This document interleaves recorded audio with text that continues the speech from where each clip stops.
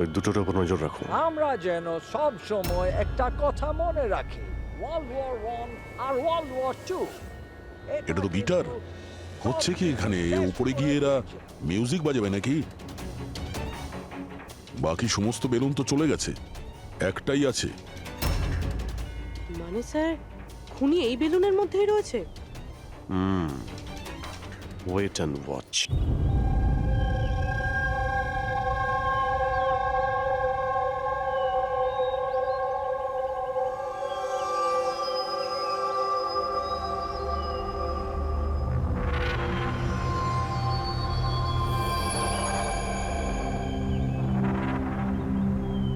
চলো, ফাইনালি সেই সময়টা এসেই গেল যখন আমি আকাশে পাখির মতো উঠতে পারবো। ইয়েস, আর তোমার ওরা আমি আমার ক্যামেরায় ক্যাপচার করব। কিন্তু মিস্টার মুক্ত পাখি, খোলা আকাশে এত দূরে উড়ে চলে যেও না যে কোথাও হারিয়ে যাও। ডোন্ট ওয়ারি ম্যাডাম, এমনিতেও রনি স্যার যদি আকাশে হারিয়েও যান তাহলেও মাটিতেই ফেরত আসতে হবে। ওড়ার আগেই তুমি আমাকে নিচে আসার কথা বলছো। চলো, হয়ে গেছি তৈরি। All the best.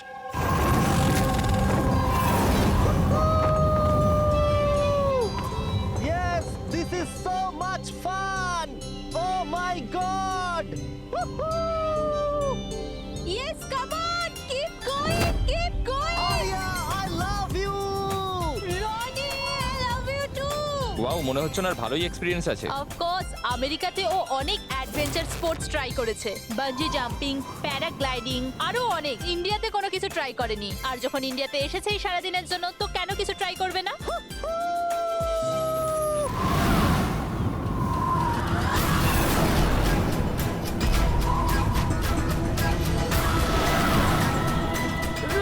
রনির কিছু হয়েছে। জন, রনির কিছু হয়েছে, দেখো।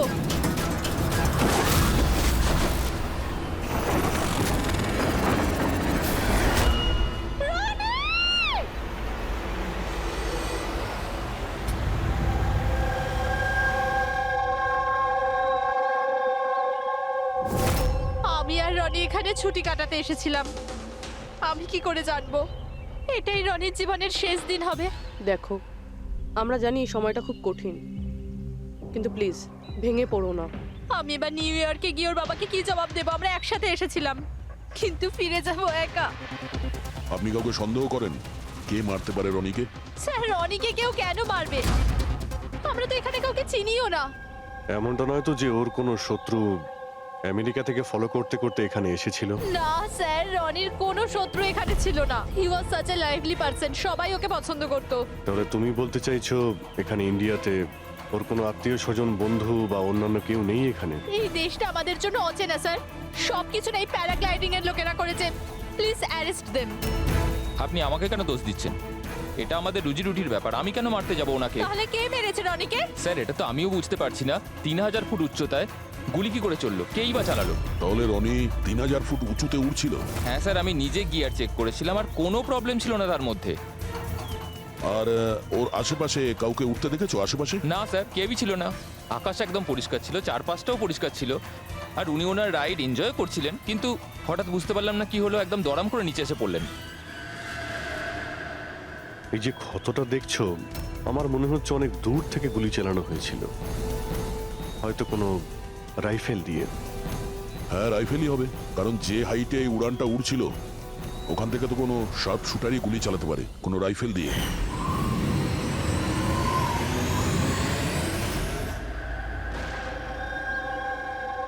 এখানে আশেপাশে কাউকে বন্দুক বা রাইফেল নিয়ে দেখেছিলে কাউকে? এখানে বন্দুক আনা অ্যালাউ নয় স্যার। আপনি আসল বন্দুকের কথা বলছেন স্যার? পুজোর ক্যাপ বন্দুক ফাটানোরও অনুমতি নেই। আপনারা কাউকে দেখেছেন এখানে? না ম্যাম, না তো। না না ম্যাম। আচ্ছা আলিয়া, আপনি যখন এখানে এলেন রনির সাথে, আপনার কাউকে সন্দেহ হয়েছিল? মানে কেউ আপনাদের ফলো করছে, এমন কোনো লোক যে গন্ডগোলের মনে হচ্ছে? না স্যার, এরকম তো কেউ ছিল না। তাহলে কি গুলি আকাশ থেকে চলেছিল নাকি? স্যার, আমি তো বললাম রনি স্যারের আশপাশে তো কেউই উড়ছিল না, তাহলে আকাশ থেকে গুলি চালালো কে? হ্যাঁ স্যার, আকাশে কেউ ছিল না। আপনি চাইলে এই ফুটেজগুলো চেক করতে পারেন, এখানে কেউ নেই ওর সাথে।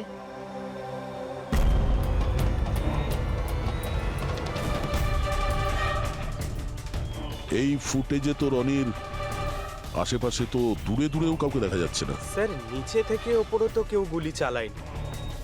ইনি বলছেন যে যখন ও উপরে উঠছিল কেউ ওর আশেপাশে ছিল না, ওপর থেকেও কেউ গুলি করতে পারবে না। আমার মাথায় এটা ঢুকছে না কে কোথা থেকে গুলি চালালো আর কিভাবে, বুঝতে পারছি না স্যার। অদ্ভুত ব্যাপার তো, ওর কোনো শত্রু নেই, তাহলে ওকে খুন করার জন্য এরকম প্ল্যানিং কে করতে পারে? কেসটা খুব জটিল মনে হচ্ছে। কোনো বাঁকা লোককে এখানে পাঠিয়ে দিই, বাঁকা প্রমাণ, হয়তো সে কিছু পেতে পারে।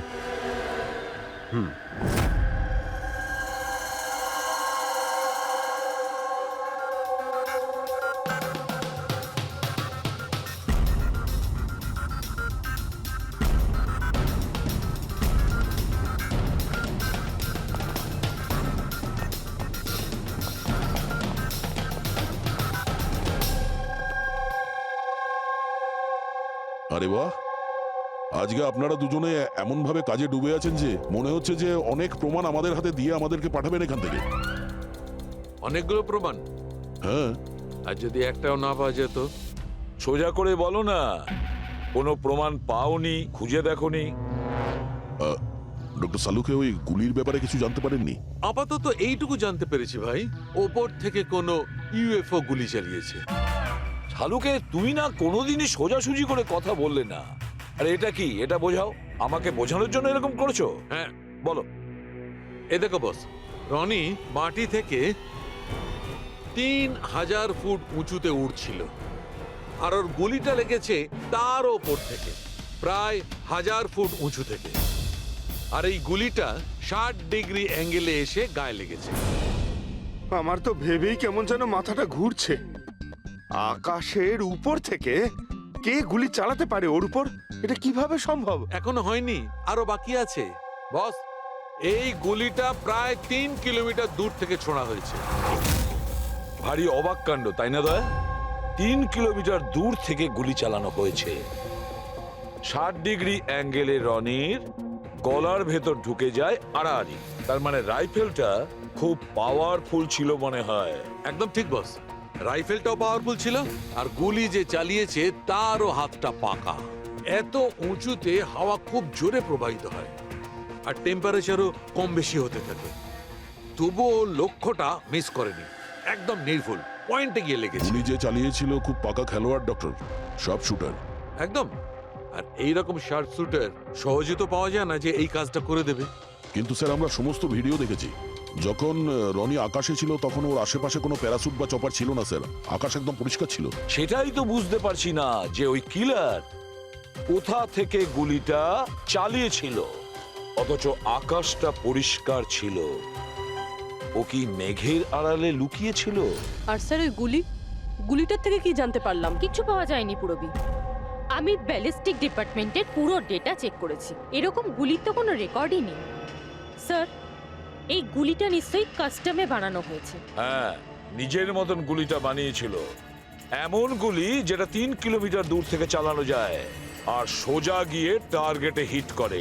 আর স্যার, এই গুলিটা যখন এত শক্তিশালী, তো এর রাইফেলটাও বেশ স্পেশাল হবে। হ্যাঁ, এক কাজ করা যাক, গুলিটাকে ব্যালিস্টিক ডিপার্টমেন্টে যাচাইয়ের জন্য পাঠাই, দেখি কি রিপোর্ট আসে।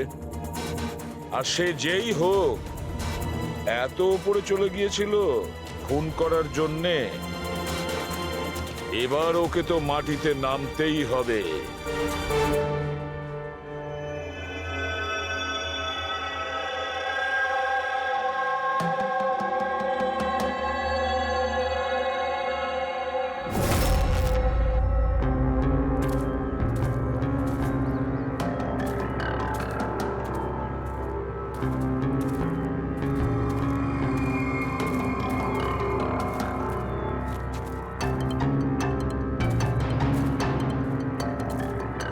ব্রাদার, উই ক্যান ডু ইট।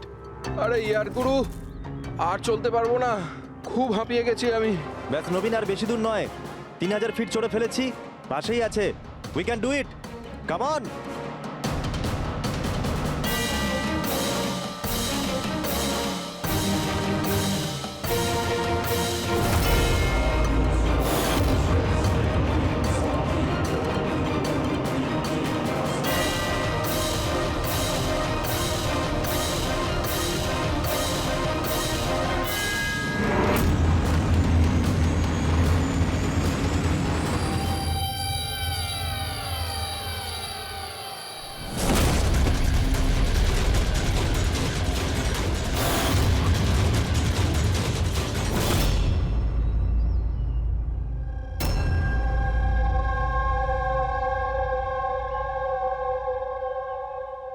এমন মনে হচ্ছে যে রনির মার্ডারের ফটোকপি দেখছি। 3000 ফিট ওপরে ঠিক ওরকমই গুলি মেরেছে মাথার পেছনে। একেও একইভাবে গুলি চালিয়েছে। আচ্ছা, তোমরা যখন ট্রেকিং করছিলে এই হিতেনের পিছনে কেউ কি ছিল?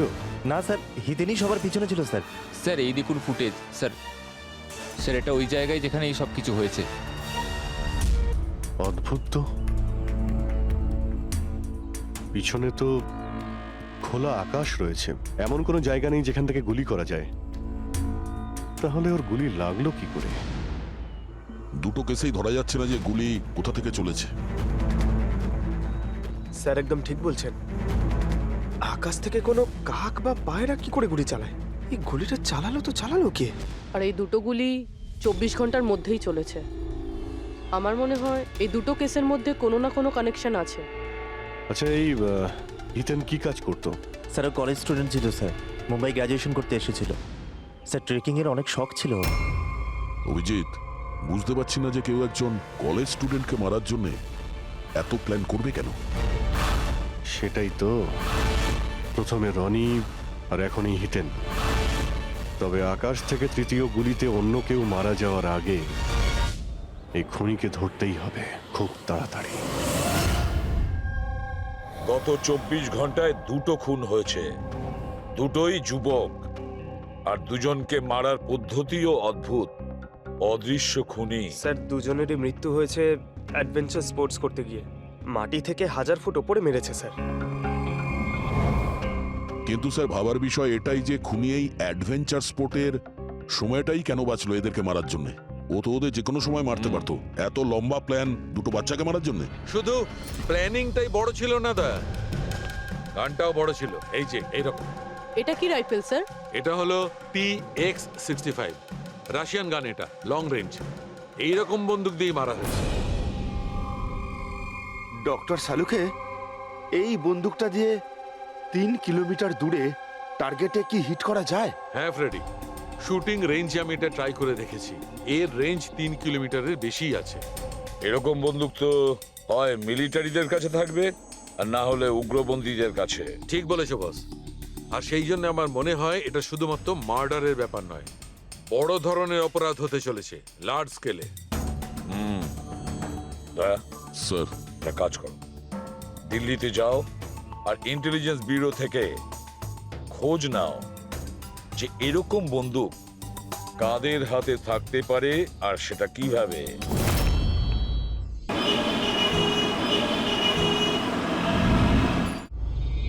এই সমস্ত খুন এই রাইফেল দিয়েই হয়েছে। আর আপনারা তো জানেনই, এরকম হাই প্রোফাইল রাইফেল তো সবার কাছে থাকে না। আপনি একদম ঠিক বলছেন স্যার। আর যেটা আমাদের দেখা দরকার সেটা হলো এই রাইফেলটা যদি কেউ কিনতেও চায় তাহলে কিনতে পারবে না।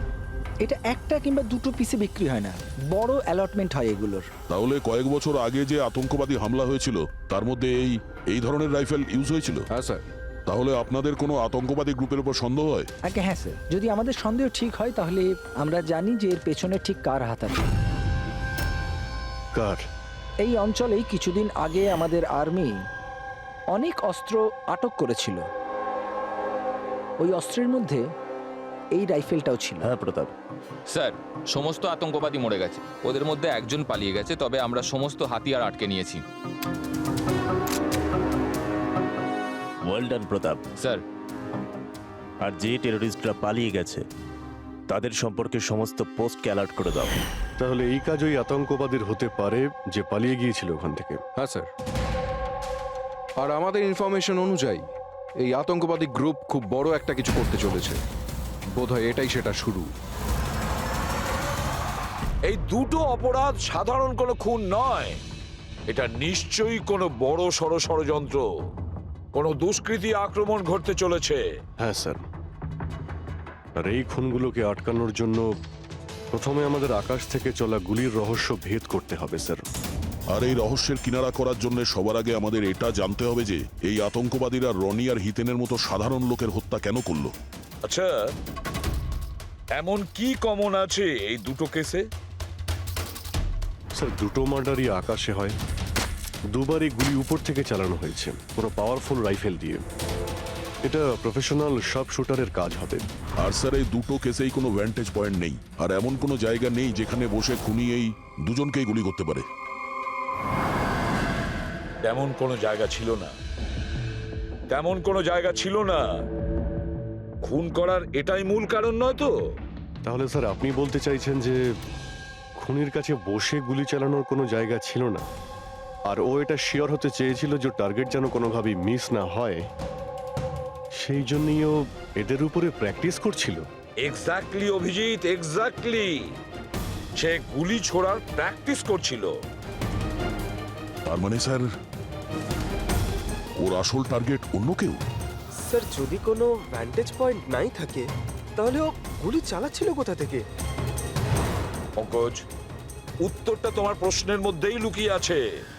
আচ্ছা এটা বলো, আমরা মানুষ ডানা ছাড়া আকাশে কিভাবে ওড়ে?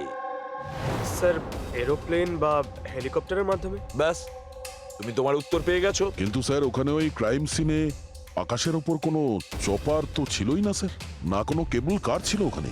তাহলে অন্য কিছু থাকবে, অন্য কিছু থাকতে পারে। অভিজিৎ, ম্যাপটা বের করো, ওই এলাকার চারপাশটা ভালো করে দেখো, দেখো এমন কিছু পাওয়া যায় কিনা। এমন কিছু আছে নাকি যেখান থেকে মানুষ হাওয়ায় উঠতে পারে? জঙ্গল আছে, আর হ্যাঁ, দুটো হট এয়ার বালুন রেঞ্জও রয়েছে। একটু দেখো তো, যেখানে খুন হয়েছিল সেখান থেকে এটা কতটা দূরে? স্যার এই দুটো 60 কিলোমিটার রেডিয়াসের মধ্যে। তাহলে একটা কথা তো কনফার্ম, খুনি ওখানে হট এয়ার বেলুনে বসেছিল, আর সেখান থেকেই ও গুলি চালিয়েছিল 3 কিলোমিটার দূর থেকে। স্যার কেউ যদি হট এয়ার বেলুনে চড়তে চায় তাহলে আগে থেকে বুকিং করতে হয়, এমনি কেউ যেতে পারে না। কোনো ব্যাপার না, তোমরা ওই হট এয়ার বেলুনের অফিসে গিয়ে খোঁজ নাও যে এমন কোন টুরিস্ট ছিল যে ওই দুটো দিনে ওই দুটো হট এয়ার বেলুনে ঘুরেছিল। এটা টোটাল 12 জনের লিস্ট আছে যারা সেদিন হট এয়ার বেলুনে বসেছিল। কিছু জন একা বসেছিল, কিছু জন গ্রুপ বানিয়ে বসেছিল। তোমার কি মনে আছে এদের মধ্যে কতজনের কাছে কোনো জিনিস বা ব্যাগ ছিল? বা কোনো সন্দেহজনক কাউকে দেখেছো? না, বদমাস তো কাউকে লাগছিল না, কিন্তু একজন বয়স্ক আন্টি ছিলেন, পিঠে একটা ব্যাকপ্যাক ছিল, আর চোখে চশমা আর মাথায় টুপি পরেছিলেন।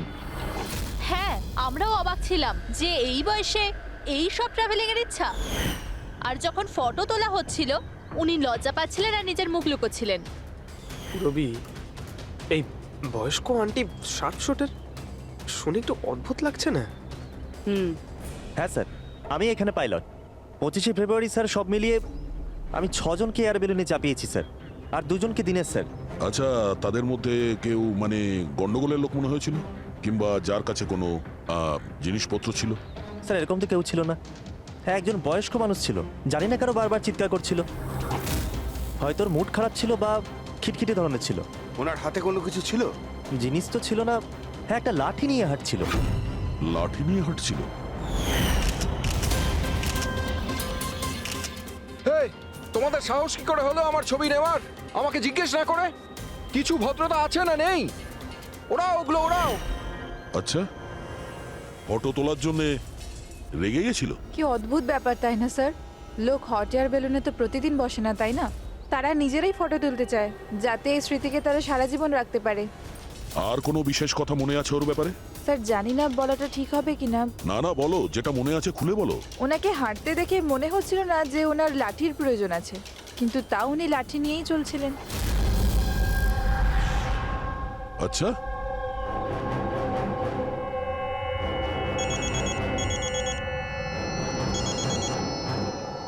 হ্যাঁ স্যার। কিছু জানতে পারলে? স্যার এখানে একজন বয়স্ক মহিলা এসেছিল, আর তার হাতে একটা ব্যাকপ্যাকও ছিল। আর হ্যাঁ, ওই মহিলা ছবিও তুলতে চাইছিল না। আচ্ছা, এখানেও একজন বুড়ো লোক এসেছিল হট এয়ার বেলুনে চড়তে লাঠি নিয়ে, আর তারও ফটো তোলায় আপত্তি ছিল। স্যার এই বয়স্ক মহিলা আর বয়স্ক লোক একই ব্যক্তি নয় তো? ওই শার্প শুটার, ওর ব্যাগে আর ওর লাঠিতে ওই রাইফেলটা ছিল যা দিয়ে খুন করেছে। আর স্যার দুদিনই এ একাই ওপরে গিয়েছিল, কারণ যদি অন্য টুরিস্টের সাথে যেত তাহলে রাইফেল সেট করতে আর টার্গেট সেট করতে প্রবলেম হয়ে যেত। না পুরবি, আমার মনে হচ্ছে ও একলা যায়নি। মানে মানে ওই হট এয়ার বেলুন চালানো আর সঙ্গে এই রাইফেলটা চালানো দুটো কাজ একসঙ্গে করা মুশকিল। ওই হট এয়ার বেলুনের পাইলটও ছিল সঙ্গে। মানে স্যার এই অপরাধে পাইলটও যুক্ত?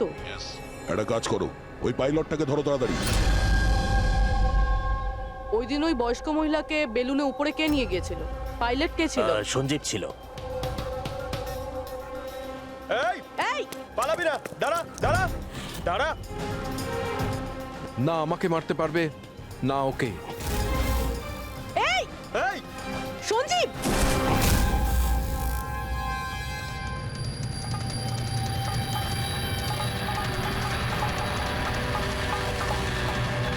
আরে তো প্রাণ দেওয়ার জন্য একদম তৈরি ছিল। এটা কোনো ছোটখাটো মার্ডার নয় পঙ্কজ, অনেক বড় মিশন। যদি তাড়াতাড়ি আটকানো না যায় তাহলে বড় সড় বিপদ হবে। আচ্ছা গীতা, 24শে ফেব্রুয়ারি যে লোকটা গ্রুপে যেতে চাইছিল না, একলা যেতে চাইছিল, ওর পাইলট কে ছিল? কে নিয়ে গেছিল? সোলো ট্রাভেলারকে তো দিনেশ নিয়ে গিয়েছিল। অদ্ভুত ব্যাপার দিনেশ, এতক্ষণ ধরে চুপ করে আছো, কিছু বলছো না কেন? তোমরা আমাকে ধরতেই পারবে না।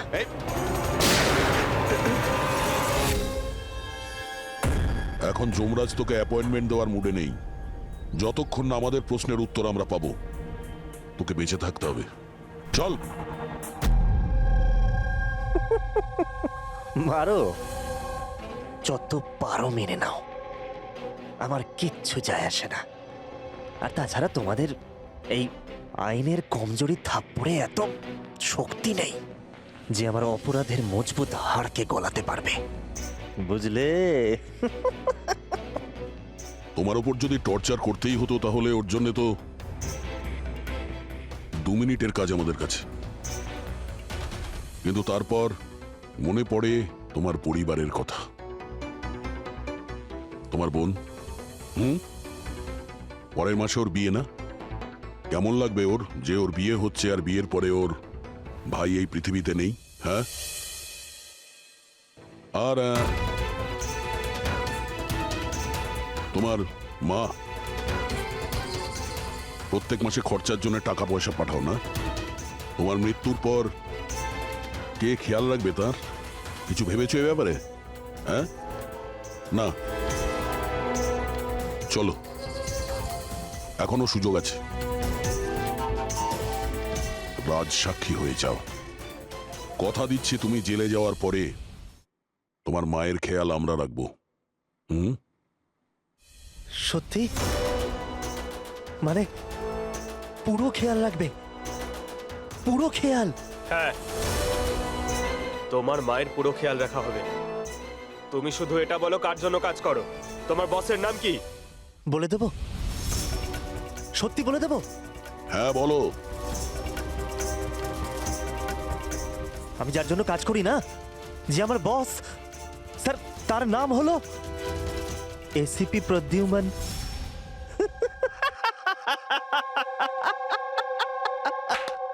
এসিপি প্রদ্যুম্ন, যাও ধরে নাও আর গ্রেফতার করে নাও তাকে। বলেছিলাম না আমি কিচ্ছু বলবো না, যা করার আছে করে নাও। সিআইডি কোথাকার। সিআইডি। বস বস।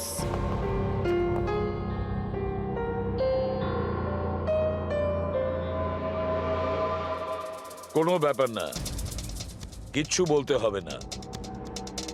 এখন না তোমাকে কিছু জিজ্ঞাসা করব, কিছু বলার জন্য তোমাকে আমরা জোর জবরদস্তিও করব না, কিচ্ছু করব না।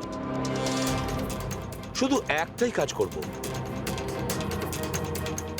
আমরা তোমাকে ঘুমোতে দেব না। শুতে দেবেন না? এমনিতেও আমি জেগে থাকলেও আমি আপনাদের কিছুই বলবো না। কোনো প্রয়োজন নেই, কিচ্ছু বলো না, কিন্তু আমরা শুতে দেব না তোমাকে। ওকে ভাই দয়া, আমি এটা শুনেছিলাম যে মানুষ কোনো কিছু না খেয়ে অনেক দিন সার্ভাইভ করতে পারে, কিন্তু না ঘুমিয়ে। কত কষ্ট হবে এই বেচারার। তোর বাঁচাটা খুবই মুশকিল, আমি এসব দেখতে পারবো না।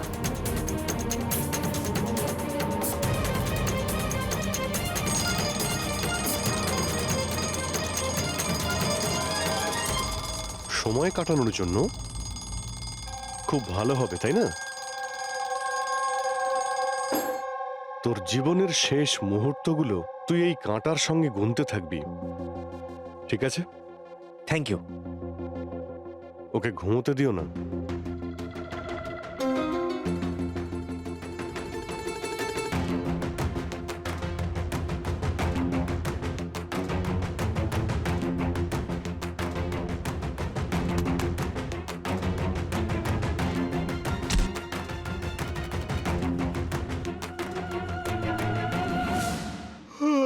ফ্রেডি স্যার, আরে কোথায় আছেন আপনি?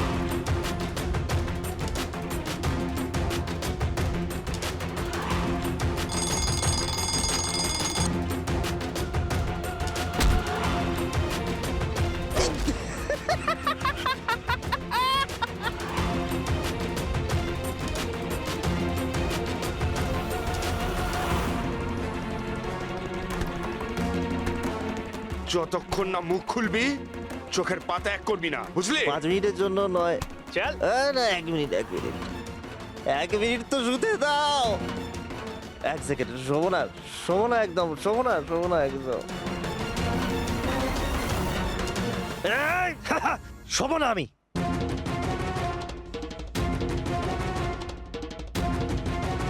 এবারও ভেঙে পড়বে।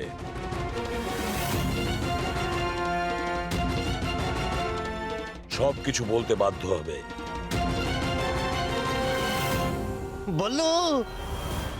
বললো তুই শুবি না, ওঠ।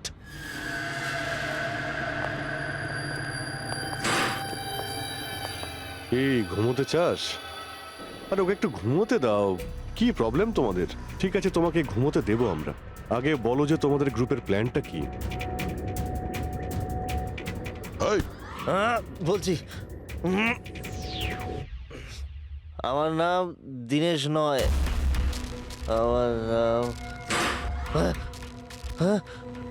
আমার নাম বল্লু। দীনেশ নয় আমার নাম। আর আমাকে স্পেশালি এই মিশনের জন্য তৈরি করা হয়েছিল। আর যে 2টো মার্ডার হয়েছিল না, ওটা প্র্যাকটিস ছিল। আমাদের আসল মিশন হলো ওকে মারা। আর ওই যে ওকে কি যেন নাম, স্টিভ মার্টিন। ওই শান্তির দূত যে সম্প্রতি ভারতবর্ষে এসেছে দেশে শান্তির বার্তা নিয়ে, যাতে সমগ্র বিশ্ব এই বার্তাকে সমর্থন করে, যাতে উগ্রপন্থীরা শেষ হয়। এসিবি, আমরা চাই না যে আতঙ্কবাদ কখনো শেষ হোক। আর স্টিভ মার্টিন তো মরবেই, তোমরা কিচ্ছু করতে পারবে না। আর আর যদি তোমরা বাঁচিয়েও নাও না, আমরা স্টিভ মার্টিনকে খতম করে দেবো একেবারে। আমাদের যে শার্প শুটার আছে না, একদম পাক্কা নিশানা তার। কোথায় মারবে ওকে আর কখন? বল। ও যখন কনফারেন্সে ভাষণ দেবে না, ওটাই সব থেকে সঠিক সময়। ওটাই সব থেকে সঠিক সময় হবে। ওই সময় ওর আশেপাশে কোনো সিকিউরিটি থাকবে না। আর যে কনফারেন্সটা আছে না, ওটা বিল্ডিং এর ছাদেতে হবে। তো ওই হট এয়ার বেলুনেতে আমাদের শার্প শুটার যাবে আর ওখানেই গুলি মারবে। কনফারেন্স ঘন্টাখানেকের মধ্যে শুরু হবে, এখন তাড়াতাড়ি ওখানে আমাদের পৌঁছতে হবে। আরে তোমরা যতই চেষ্টা করে নাও, বাঁচাতে পারবে না ওকে। আর হ্যাঁ, তোমরা যদি বাঁচিয়েও নাও না, তাহলে আমরা আবার প্ল্যান করব, দ্বিতীয়বার মারবো। কে মারবে? কিরকম দেখতে ও? আরে আমি ওর মুখ দেখিনি এখনো পর্যন্ত। যখনই আসে ছদ্মবেশে আসে। তোমরা কি একে হসপিটালে নিয়ে যাও তাড়াতাড়ি। স্যার, আমরা কি হট এয়ার বেলুনটা আটকাতে পারি না? যতক্ষণ এই কনফারেন্স শেষ হচ্ছে। না ফেডরিক, এই সব কিছু বন্ধ করা যাবে না। আজকে আটকালে কালকে অন্যরকম প্ল্যান করবে। আজকের প্ল্যান আমরা জানি, আজই ওদেরকে ধরবো।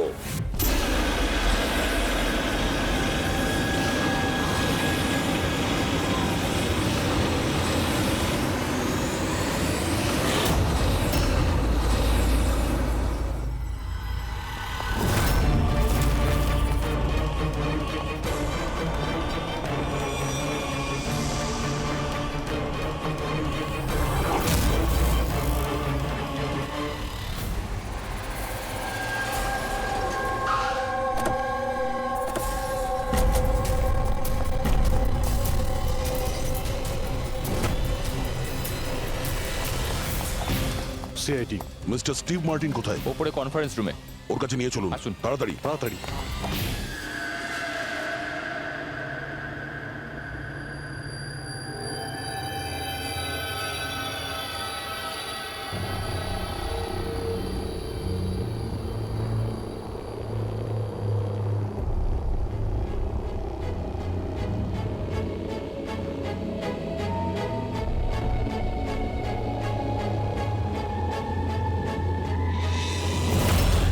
স্যার এখানে 4টে বেলুন আছে, দুটো ওপরে আছে আর দুটো রেডি হচ্ছে। আমার সামনে যে বেলুনটা আছে স্যার, ওতে একটা কাপল আছে আর ওই ছেলেটার কাছে ব্যাকপ্যাক আছে। নজর রাখো ওদের উপরে। কারা কারা আসছে, কারা কারা যাচ্ছে, সবাইকে ফলো রেখো, ওকে?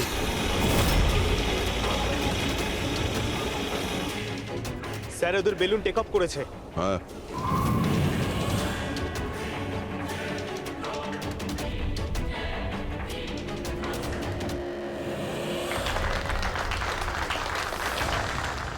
এই দুনিয়াতে টেরোরিজম কেন আছে, এই প্রশ্নটা আমাদের জানা দরকার।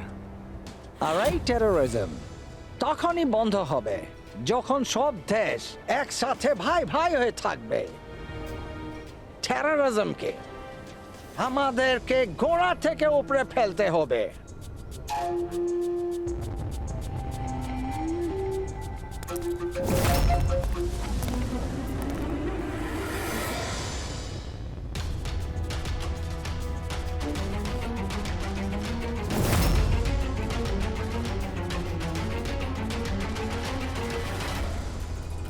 দুজন মিউজিশিয়ানকে দেখছি, ওরার জন্য তৈরি হচ্ছে। ওদের হাতে গিটারের ব্যাগ আছে। এবার এটা বলা খুবই মুশকিল যে ভেতরে গিটার আছে নাকি গান।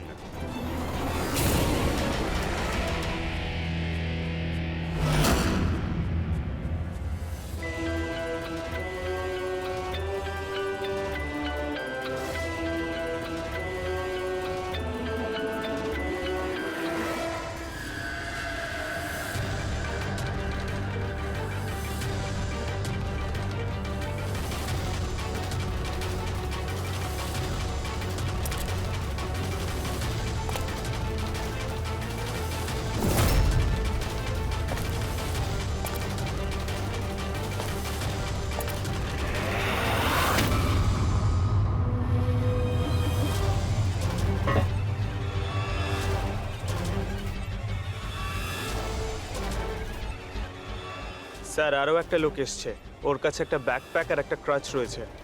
অপেক্ষা করা যাক।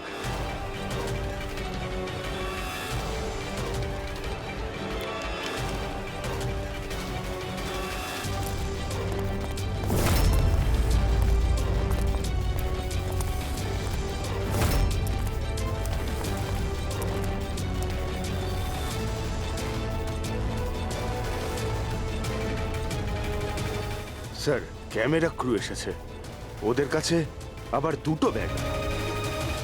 Camera crew?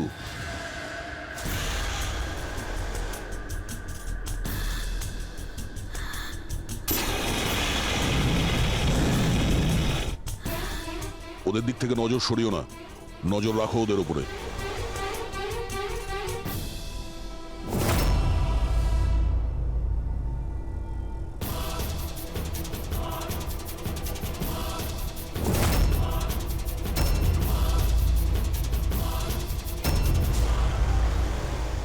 স্যার এখানে তো অনেক বেলুন উঠছে। সুইসাইড বম্বিং কি এটা? কেউ নিজের খুশিতে নিজের প্রাণ কি করে দিতে পারে? জীবন precious. Oh no, We need to respect এতগুলো বলুন, others. আর সব এর মধ্যে শেষে আমরা যেটা খুঁজছি এটা সেটা করা কোনটা? উচিত। মনে হচ্ছে ছদ্মবেশে এসছে। মুখ দেখে গন্ডগোলের মনে হচ্ছে।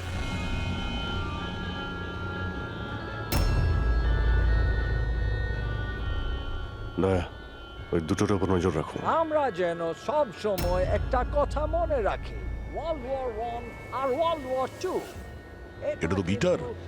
হচ্ছে কি এখানে? উপরে গিয়ে এরা মিউজিক বাজাবে নাকি? বাকি সমস্ত বেলুন তো চলে গেছে, একটাই আছে। মানে স্যার খুনি এই বেলুনের মধ্যেই রয়েছে? Wait and watch. মানে স্যার খুনি এই বেলুনের মধ্যেই রয়েছে? এরা তো নিজেদের জায়গা থেকে নড়ছে না। Camera crew. স্যার এ কোথায় গায়েব হয়ে গেল?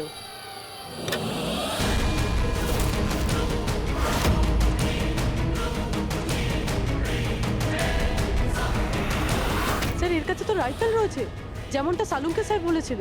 অভিজিৎ,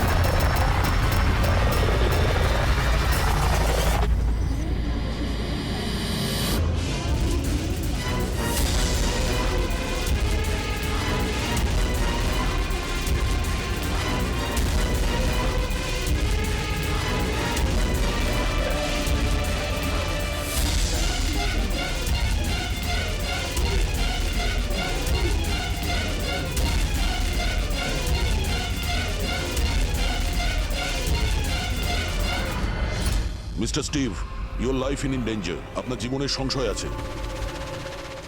তাহলে কি করবে? We have a plan. Thank you সিয়াজি।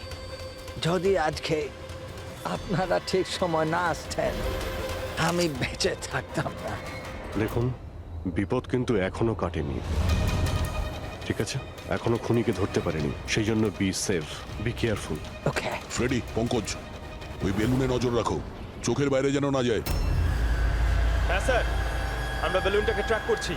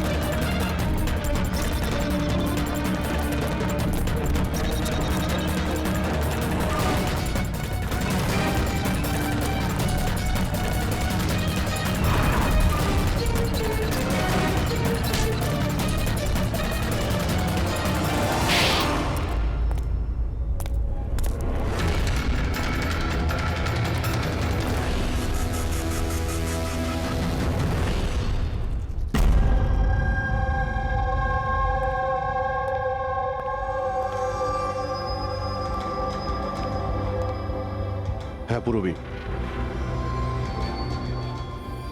Good job, congrats. ওরা ধরা পড়েছে মিস্টার অভিজিৎ। হ্যাঁ, এখনই ধরা পড়ে গেছে। Yes, well done. সিআইডি অনেক বছর ধরে এই দেশের সেবা করে চলেছে, আর আজকে আরেকবার আপনারা একটা ভয়ঙ্কর টেররিস্টকে ধরেছেন। আজ আমরা একজনকে ধরেছি, এরপরে পুরো গ্রুপটাকে ধরে ফেলবো। Mister Steve, we are very proud of you. এই সমাজে আপনার মতো মানুষদেরই দরকার, যারা আপনার মতো সাহসী আর সৎ।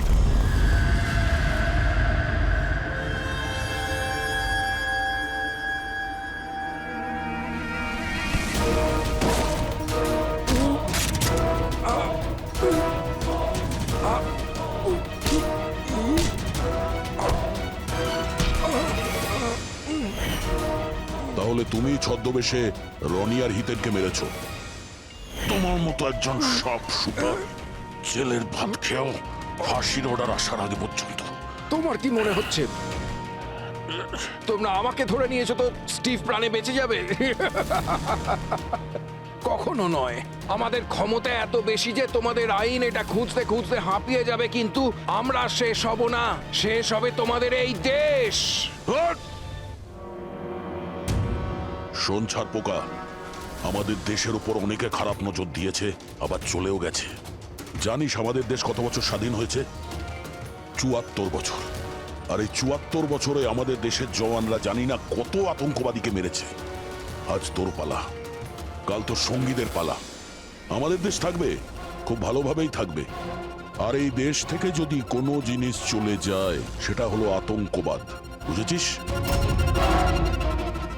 আতঙ্কবাদ।